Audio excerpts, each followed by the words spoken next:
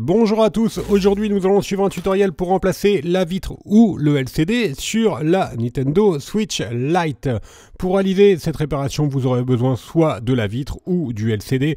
Les deux sont en vente sur notre site internet et vous avez un accès direct au produit en scannant le code QR. Ils vous seront livrés avec le patron des démontages qui va vous aider à repositionner toutes les vis et tous les éléments que l'on va enlever durant le tutoriel. N'oubliez pas également de commander le kit d'outils spécial Switch. Là encore, vous avez un lien direct en scannant le code QR. En commandant ces pièces sur notre site, vous bénéficiez d'une assistance technique gratuite par chat, par téléphone et également par mail et vous bénéficiez également de 10% de remise avec le code YouTube. Je vous rappelle que les retours sont bien sûr gratuits sur Bricophone.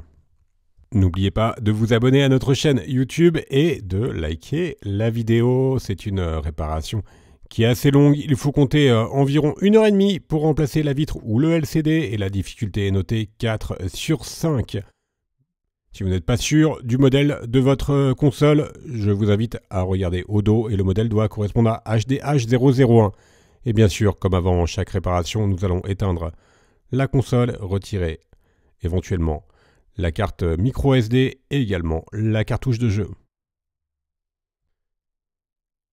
Et l'on va pouvoir passer maintenant à la première étape, à l'ouverture de la Switch Lite. Donc on va devoir retirer la coque arrière. Au préalable, on enlève les vis notées A1 et A4 sur le patron des deux montages. Donc ce sont des vis cruciformes. Vous allez voir, vous allez avoir besoin des d'un tournevis cruciforme et également d'un tournevis Tri-Wing, les deux étant inclus bien sûr dans le kit d'outils. Justement, on passe aux vis Tri-Wing. Elles sont situées au dos de la console et elles sont notées de B1 à B4 sur le patron des deux montages. Une fois que l'on a bien retiré ces 4 vis, nous allons pouvoir faire levier avec la spatule en nylon pour pouvoir déclipser le contour de la coque arrière. Donc on insère tout simplement la spatule entre le châssis et la coque arrière et ensuite on fait levier pour déclipser la coque. Et une fois que l'on a correctement déclipsé la coque, on va pouvoir ouvrir la console et on a un accès direct, bien sûr, à l'intérieur de celle-ci, ce qui va nous permettre de passer à la deuxième étape, au connecteur de la batterie que l'on va déconnecter en tout premier. Au préalable, on doit retirer les vis C1 et C4, de C1 à C4, pardon. Ce sont des vis cruciformes qui maintiennent une plaquette métallique et sous la plaquette métallique, on va retrouver les différentes nappes, notamment la nappe de la batterie. On retire la plaquette métallique donc, qui est notée dièse 2. Et on a un accès maintenant direct aux nappes. Alors pour avoir un accès à la nappe de la batterie, on va commencer par soulever le clapet de la nappe d'interconnexion. Donc on a relevé le clapet à 90 degrés et ensuite on tire sur la nappe. Et sous cette nappe-là, on va avoir le connecteur de la batterie. Et donc on va pouvoir déconnecter celle-ci en la soulevant. Voilà, la batterie est maintenant correctement déconnectée. On peut passer à la troisième étape. On s'intéresse à la partie gauche, au dissipeur thermique. On commence par retirer les vis qui sont notées de D1 à D3. Et ensuite, on va pouvoir décoller notre plaquette métallique qui fait aussi office de dissipeur thermique.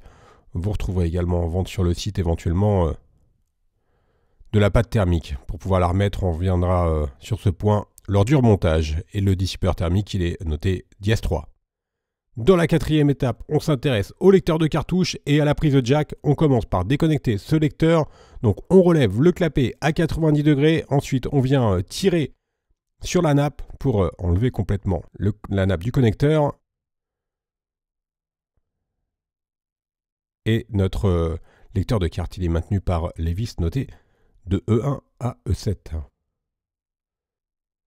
Alors vous allez voir, c'est pas un tutoriel qui est très compliqué, mais par contre, il faut vraiment faire attention à bien repositionner chaque vis et chaque élément sur le patron des deux montages afin de ne pas vous tromper lors du remontage. On a enlevé le lecteur de cartouche qui comprenait également la prise de jack.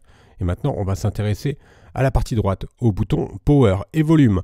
On relève le clapet à 90 degrés, ensuite on tire sur la nappe pour désengager notre nappe, donc Power et Volume. Les boutons physiques, eux, étaient bien sûr sur la coque et on enlève donc notre nappe Power Volume. Maintenant, on retire les vis F1, F2, F3 et F4 qui maintiennent les gâchettes latérales. On enlève la gâchette gauche, donc qui bien sûr est à droite sur notre tuto, étant donné qu'on travaille à l'envers. Et on va faire la même opération sur la gâchette droite qui, elle, est à gauche.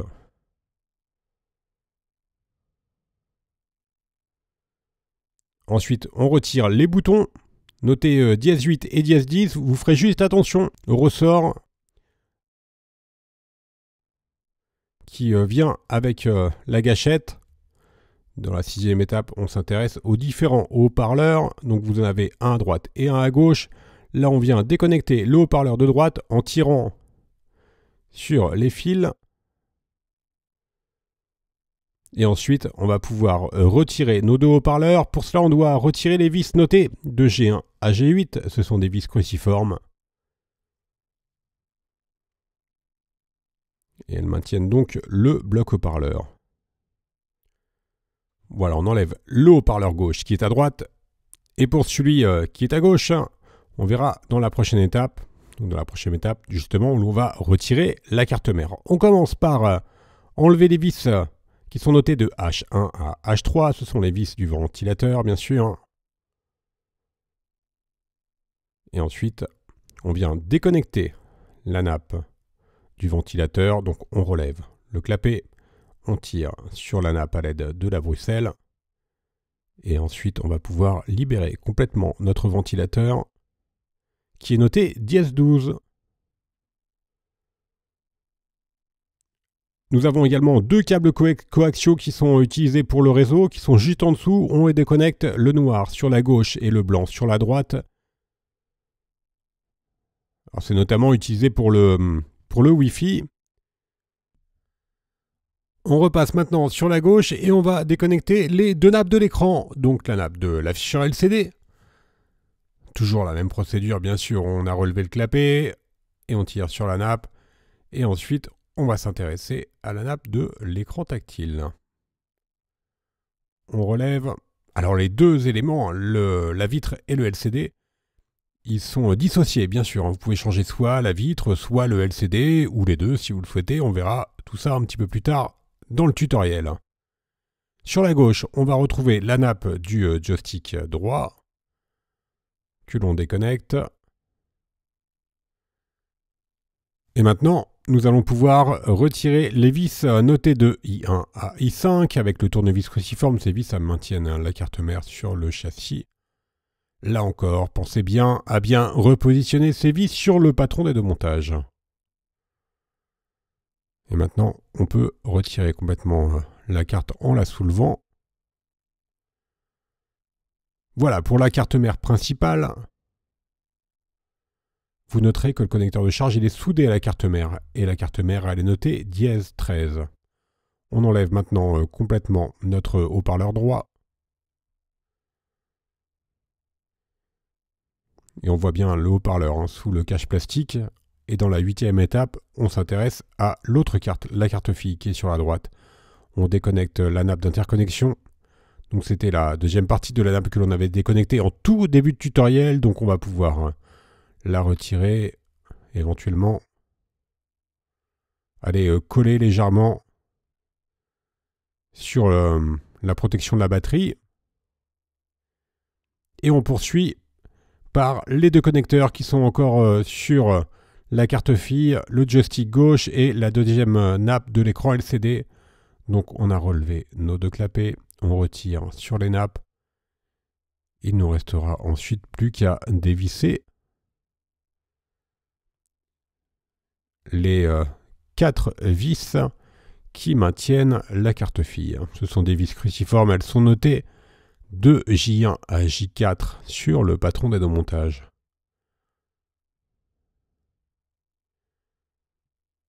Voilà, on a un accès maintenant direct à tous les boutons. Et dans la 9e étape, on va justement retirer les boutons et le châssis intermédiaire. On s'intéresse dans un premier temps au châssis intermédiaire qui est maintenu avec les vis notées L1 et L2. Donc il y en a une sur la tranche. Alors, ça va maintenir l'antenne Le module antenne qui est noté dièse 19.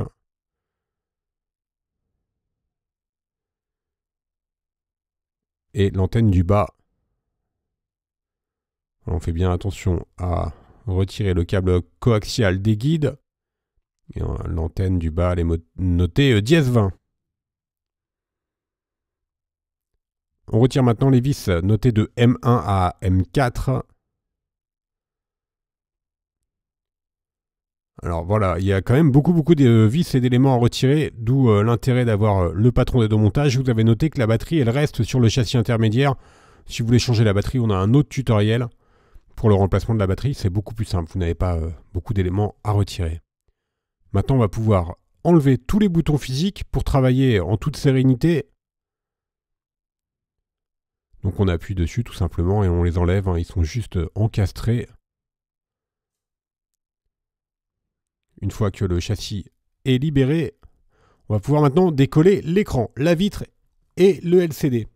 Alors on va devoir chauffer tout le contour de la vitre tactile. La partie qui est en rouge, pour chauffer, vous avez différentes solutions. Soit vous pouvez utiliser le coussin chauffant, il est en vente sur le site, on le place au micro-ondes pendant 1 à 2 minutes et ensuite on le positionne pendant 40 secondes sur l'écran. Ça c'est la première méthode. Deuxième méthode, vous pouvez utiliser un décapeur thermique ou un sèche-cheveux. Et là encore, on vient chauffer tout le contour de l'écran pour faciliter le décollage de la vitre. Alors on chauffe pas à plus de 70-80 degrés. On insère maintenant le médiator en métal percé entre la vitre et le châssis pour pouvoir décoller la vitre. Voilà, et dès qu'on a assez d'espace, on vient remplacer le médiator troué par les médiators en plastique. Et c'est ces deux médiators en plastique qui vont être utilisés pour décoller complètement notre vitre. A noter que les vitres, elles sont bien sûr, elles existent en différents coloris, et vous retrouverez tous les coloris en vente sur notre site. Alors je vous rappelle, hein, bien sûr, vous pouvez changer la vitre seule ou le LCD seul, suivant la panne que vous rencontrez. Et si vous faites bien la manipulation, si vous voulez changer le LCD par exemple, vous pourrez récupérer votre vitre d'origine, vous ne serez pas obligé de changer la vitre complètement, mais c'est exactement la même opération de réparation. Voilà, on a décollé donc complètement notre bloc vitre plus LCD. On verra par la suite. Pour le collage, là, on doit enlever tous les adhésifs qui maintiennent la vitre. On va mettre le châssis de côté et on s'intéresse dans la 12e étape à la vitre et au LCD. Et on va devoir dissocier la vitre du LCD. Pour cela, on va chauffer tout le contour de la vitre tactile. C'est exactement la même opération que pour l'extraction du bloc vitre plus écran. Là, on retourne. On va devoir réchauffer également légèrement la partie que l'on va décoller. Donc, on va commencer nous par le bas. Et là, on insère le médiator en métal entre l'écran LCD et la vitre. Alors attention, étant donné que vous avez juste le LCD, il est juste derrière. Donc il ne faut pas enfoncer trop profondément le médiator. La vitre, elle est vraiment collée sur quelques millimètres, donc ça ne sert à rien d'enfoncer le médiator sur 3 ou 4 cm derrière, que sinon vous risquez de marquer le LCD.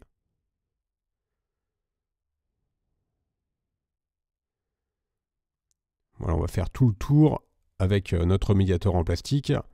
Éventuellement, si vous voyez que vous avez un petit peu de mal à faire glisser le médiator, n'hésitez pas à rechauffer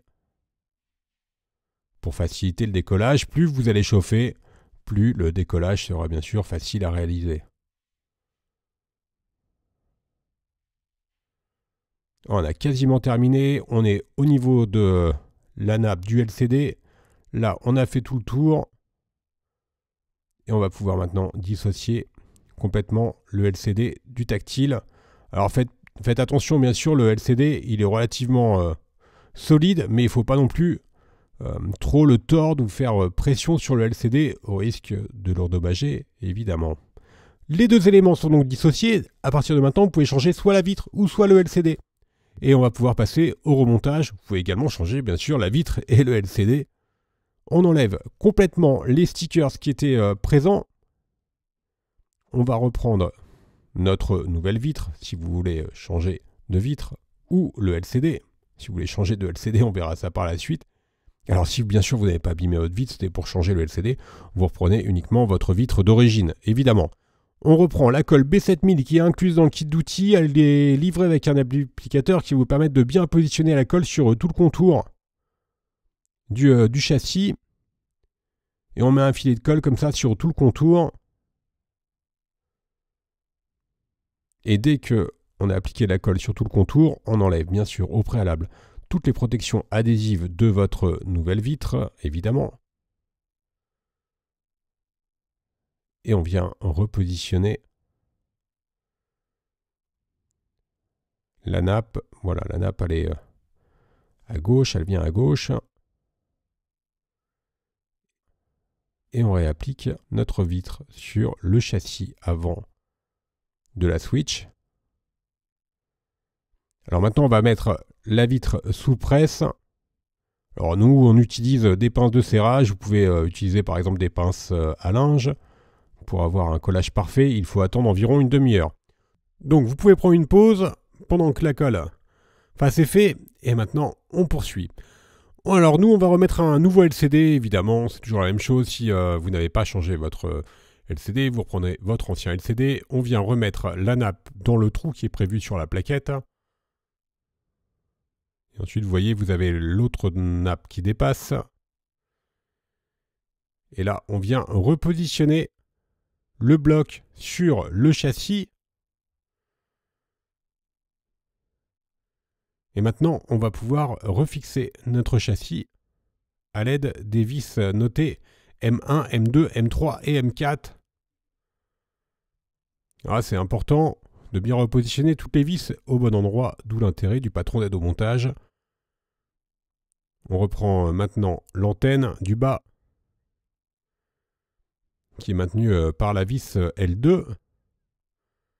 Alors si vous avez des questions, n'hésitez pas à les soumettre en commentaire de la vidéo. On y répondra avec plaisir. Maintenant la réparation va être assez simple. Vous avez effectué l'opération la plus difficile, à savoir le décollage et le recollage. Maintenant c'est juste un jeu de remontage qui est assez simple. Allez, on remet la vis L1 sur la tranche pour la deuxième antenne. Et on va remettre le câble coaxial dans les guides. On remet les boutons. Alors bien sûr, ne vous trompez pas pour les boutons, notamment ceux qui sont à gauche. Mais il n'y a rien de vraiment compliqué pour leur montage. La gâchette droite, faites attention au ressort, vous avez vu. Vous pouvez vérifier que le ressort soit correctement enclenché. Et maintenant, on remet la carte fille. Alors, faites bien attention là également à bien repasser toutes les nappes par-dessus la carte pour pouvoir ensuite les reconnecter. Évidemment, à ce stade, vous en avez deux.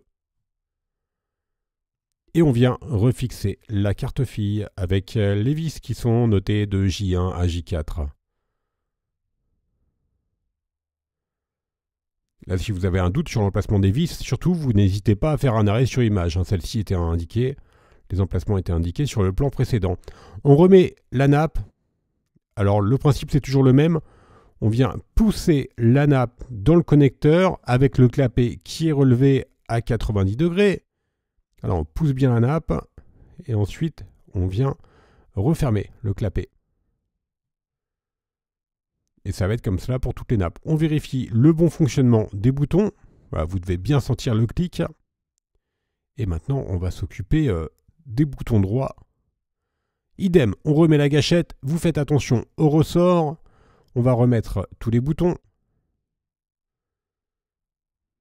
Alors là également, vous faites attention à positionner les bons boutons. Alors logiquement, vous avez des détrompeurs qui vous obligeront à remettre les bons boutons au bon endroit. Maintenant, on reprend notre carte mère. On vient repositionner la carte sur le châssis. Là encore, vous faites attention à bien remettre les nappes par-dessus. On remet notre bloc haut-parleur, donc qui était glissé pour partie en dessous, sous la carte mère, la plaque de protection. Et on vient refixer la carte mère avec les vis notées I1, I2, I4 et I5.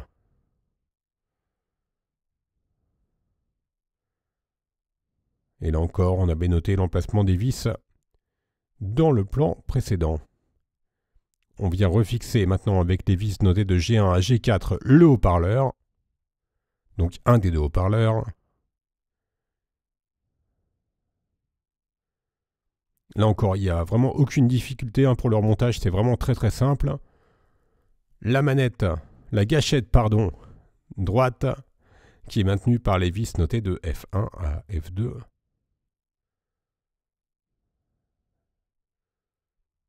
Et il nous reste enfin la vis notée I3. On vient rebrancher notre haut-parleur. On réappuie sur le connecteur pour l'enclencher correctement. Et là, on vient remettre la nappe de l'écran. Donc toujours le même principe. On pousse bien. Et ensuite, une fois que la nappe est correctement insérée, on referme le clapet. Là également, aidez-vous de la Bruxelles pour bien pousser la nappe. Voilà, là elle est correctement enclenchée et on la coince. Idem. Pour celle-ci, toujours la même opération. Alors maintenant, vous avez l'habitude. Donc, c'est relativement facile. Alors, on la pousse bien. Et ensuite, on vient la bloquer. On vient maintenant reconnecter nos deux câbles coaxiaux. Donc, pour rappel, le blanc à droite et le noir sur la gauche. Donc là, on les reclipse avec le doigt. C'est plus simple. On appuie. Mais ils sont relativement grands, les connecteurs coaxiaux, donc ils sont assez faciles à reclipser. On remet la gâchette qui est maintenue par les vis notées F3 et F4. Voilà, le remontage commence vraiment à prendre forme. On vient remettre maintenant la nappe des boutons plus et moins. Et on la reconnecte sur la carte fille. Alors sur la Switch Lite, vous pouvez changer quasiment tous les éléments, que ce soit la batterie, les différentes gâchettes. Vous retrouverez les tutoriels sur notre site ainsi que les pièces détachées, évidemment. Certaines réparations sont beaucoup plus faciles que celle-ci, notamment le remplacement de la batterie qui est assez facile. Le remplacement du lecteur de carte également et des gâchettes, c'est relativement facile. Et le haut-parleur, il est maintenu par les vis notées de G5 à G8.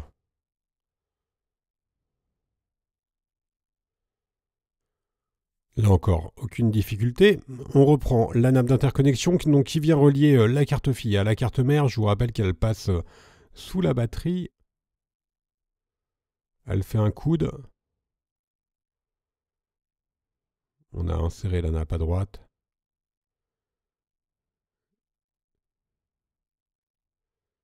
Et ensuite, on vient refermer le clapet. Elle est légèrement collée en dessous de la batterie. On reconnecte le haut-parleur. Bon, il n'y a pas vraiment d'ordre. Bien sûr, vous pouvez reconnecter le haut-parleur avant, remettre la nappe après. Tout cela n'a pas beaucoup d'importance. On reprend notre ventilateur qui est maintenu par les vis notées de H1 à H3. Profitez-en d'ailleurs pour nettoyer ces différents éléments, notamment le ventilateur. Si vous avez de la poussière dedans, vous pouvez le nettoyer. On reconnecte le ventilateur et on vient refermer le clapet. Notre lecteur de carte qui comprend également la prise de jack. Alors tout à l'heure on n'avait pas enlevé la prise de jack, bon là on la reconnecte, mais normalement vous avez la prise de jack, vous qui est directement reconnectée sur le lecteur de carte. Et on repositionne notre lecteur de carte et la prise de jack Et nous allons pouvoir reconnecter le double module sur la carte mère. Donc le double module, je comprends par là, la prise de jack et le lecteur de carte. Voilà, on a reclipsé la nappe et le tout est maintenu par les vis notées de E1 à E7. Ce sont des vis cruciformes. Oui, je vous l'ai indiqué tout à l'heure, nous la console est toute neuve, donc elle est en parfait état. Si votre console est un petit peu usagée, vous pouvez bien sûr en profiter pour nettoyer les différents composants, éviter l'accumulation de poussière. Alors là, on va remettre de la pâte thermique, c'est facultatif mais recommandé. Vous retrouverez bien sûr la pâte thermique en vente sur le site internet. On va la remettre avant de repositionner le dissipateur thermique. Bon, même s'il reste encore un petit peu de pâte quand on a extrait le dissipateur, c'est toujours bien d'en remettre. Et on va refixer le tout avec les vis notées en D. Donc la pâte thermique, voilà, on vous conseille d'en remettre même si c'est pas vraiment obligatoire, mais ça évitera bien sûr au processeur de surchauffer. Allez, on reconnecte la batterie. Et en tout dernier, on va pouvoir remettre la nappe qui repasse par-dessus, la nappe d'interconnexion. Et on a reconnecté donc notre nappe. On remet la plaquette de protection métallique qui est maintenue par les vis cruciformes notées de C1 à C4. Donc tous les éléments que l'on a utilisés durant ce tutoriel, ils sont bien sûr en vente sur notre site. Le kit d'outils comprend la colle, les tournevis, les leviers. La pâte thermique, elle est en option. On reclipse maintenant notre châssis, donc on appuie fortement sur tout le contour. La réparation est presque terminée. Il nous reste 4 vis à mettre, cruciformes et 4 vis Tri-Wing. Allez, on commence par les cruciformes, les vis notées de A1 à A4. Et ensuite, les vis Tri-Wing notées de B1 à B4.